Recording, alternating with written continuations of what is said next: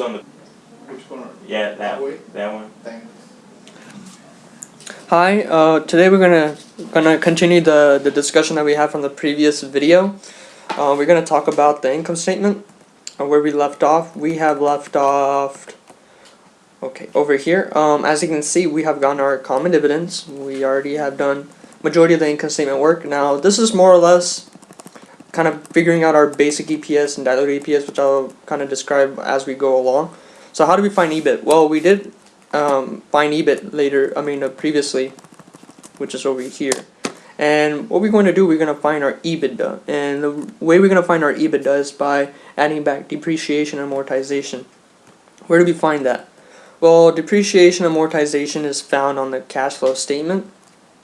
This is how a cash flow statement looks. It has operating activities, investing activities, and financing activities. So, where's depreciation and amortization? Typically is in the operating activities. As you can see, for 2006, it was 328.7. So let's put that in our 328.7. And we're just going to essentially add this back to our DNA to our EBIT, and we get our EBITDA. And EBITDA is not a official measurement in SEC rules or GAAP rules, but it is a good way to kind of look at how's a company performing before its other, like its corporate structure, its taxes, its D and its A. It doesn't really matter.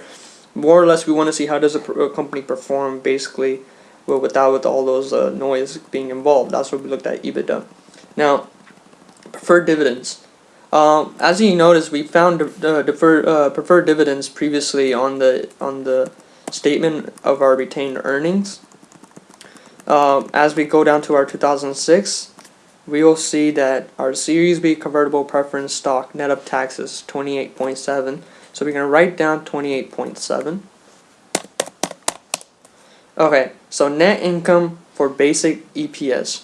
What we're going to do, we're going to take our net income, which is over here, and we're going to add back our preferred dividends.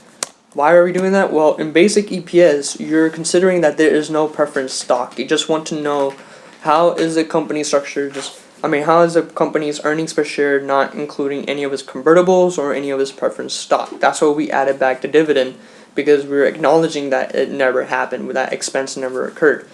So basic shares outstanding, where do we find that? Now, we're not going to use this particular number. Where did it go? We're not going to use, for our balance, we're not going to use this 512.6. We're going to use a different number.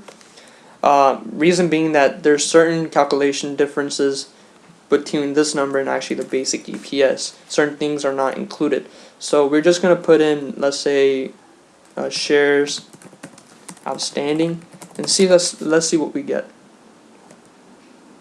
Well, actually, I think that was crap. Okay, let's do this again. Basic stocks convertible net income. Over here, shares million. For our basic EPS, we have 515.2 as the basic shares outstanding. 515.2. Let's see if that's the 520. Okay, yeah. So that's it. Now, how do you find basic EPS? Well, we basically take our earnings, which is our net income, and we're going to divide it by our shares. So essentially, earnings per share, and we have $2.58 for that.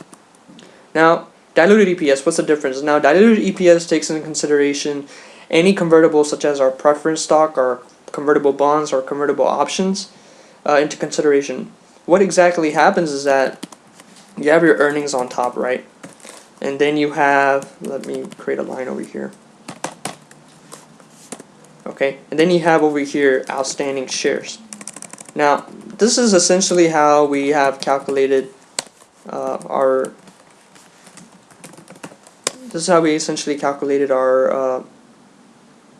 basic EPS. Now, what the diluted EPS does, that essentially, let me go back a little bit. Let me first describe what exactly convertibles are.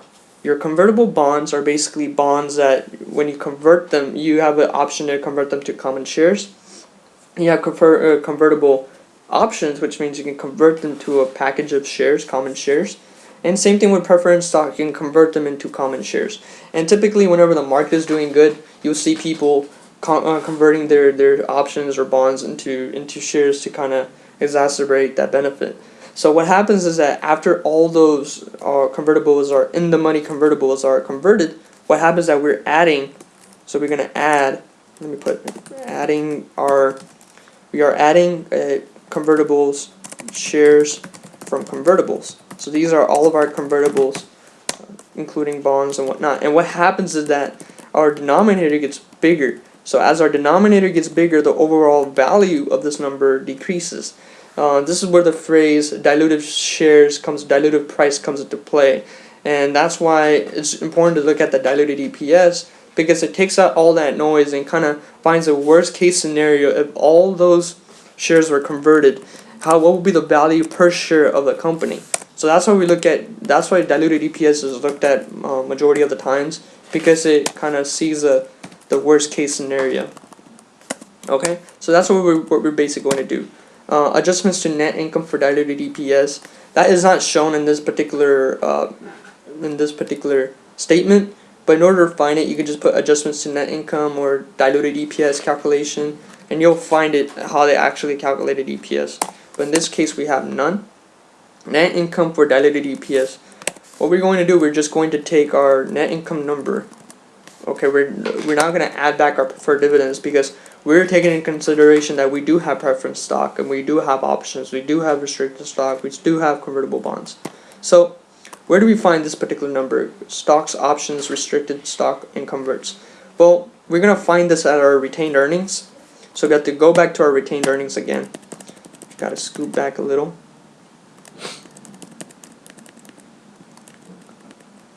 Okay, a little bit, I think, before that.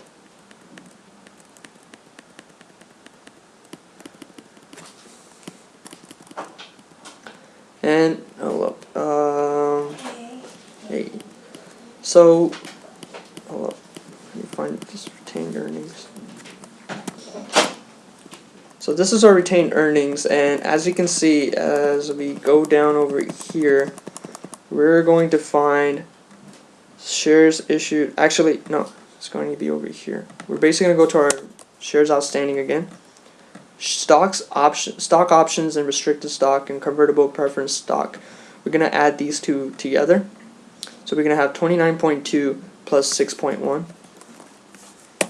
29.2 plus 6.1. Okay, and we have 35.3. Now we're going to essentially take our basic EPS and we're going to add our stocks, options, restricted stocks, and converts.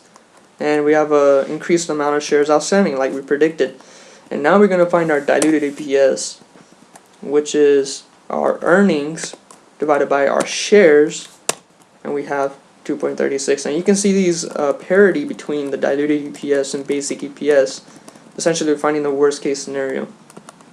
But as you can see, what happens is that this is our consensus. This is what the public thinks, or the analyst thinks, is the difference.